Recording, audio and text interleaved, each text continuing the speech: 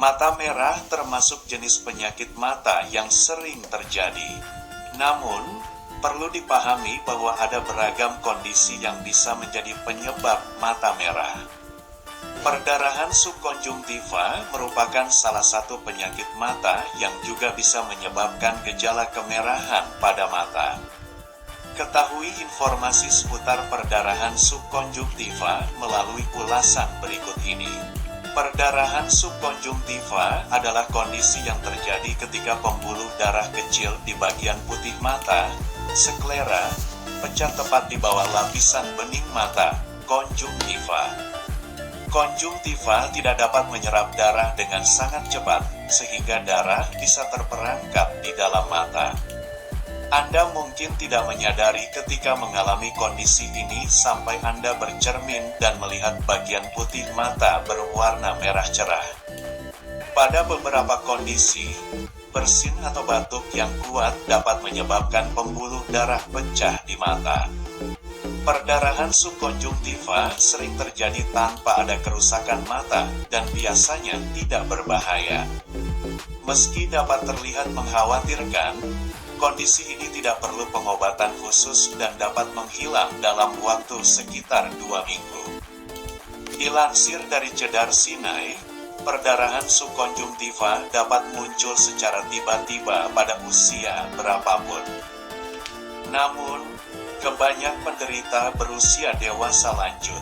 Perdarahan seringkali hanya terjadi di salah satu mata, jarang terjadi pada kedua mata secara bersamaan.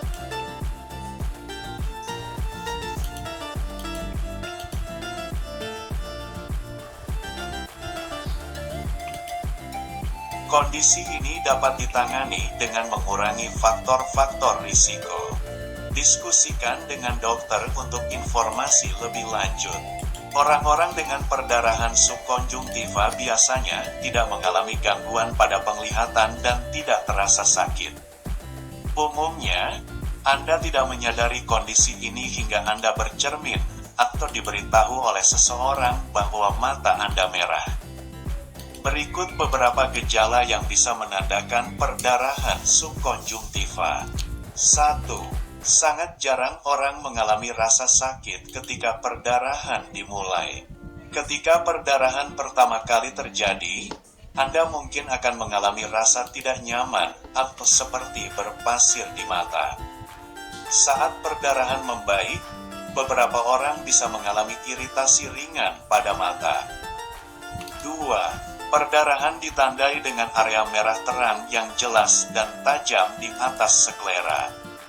Terkadang, seluruh bagian putih mata juga dapat tertutup oleh darah. 3. Tidak ada darah yang keluar dari mata.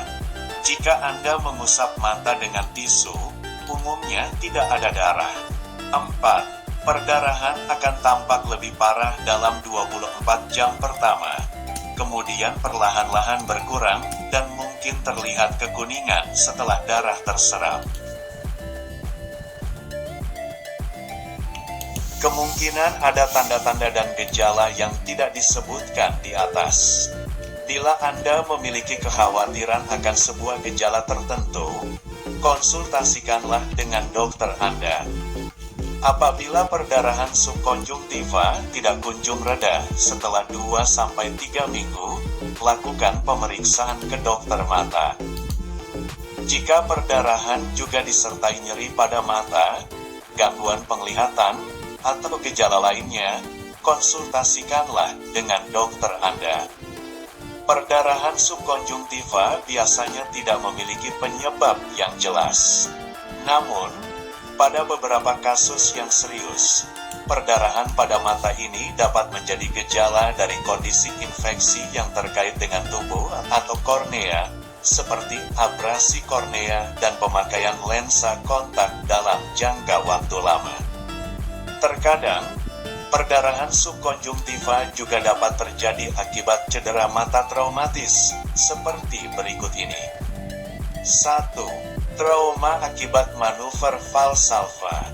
2. Batuk yang dipaksakan, bersin yang terlalu kencang, muntah, atau tersedak, Tingkat keparahan tergantung pada waktu terjadinya robekan, rasa sakit, keluarnya cairan. 3. Batuk, bersin, mengejan, atau kerja berat dengan adanya riwayat hipertensi. Perdarahan mata ini sering terjadi pada bayi baru lahir. Dalam hal ini, kondisi ini diduga disebabkan oleh perubahan tekanan di seluruh tubuh bayi saat proses persalinan. Ada banyak faktor risiko untuk perdarahan subkonjungtiva, yaitu sebagai berikut. 1. Diabetes. 2. Trauma atau infeksi sebelumnya.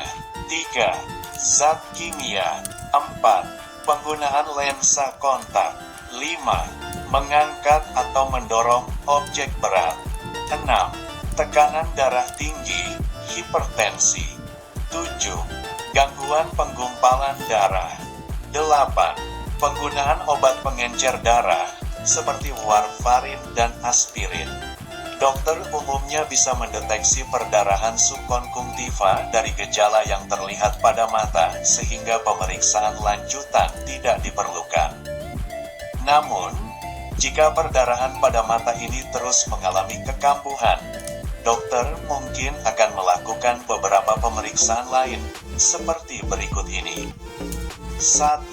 Melakukan tanya jawab tentang gejala yang dialami dan riwayat kesehatan secara keseluruhan.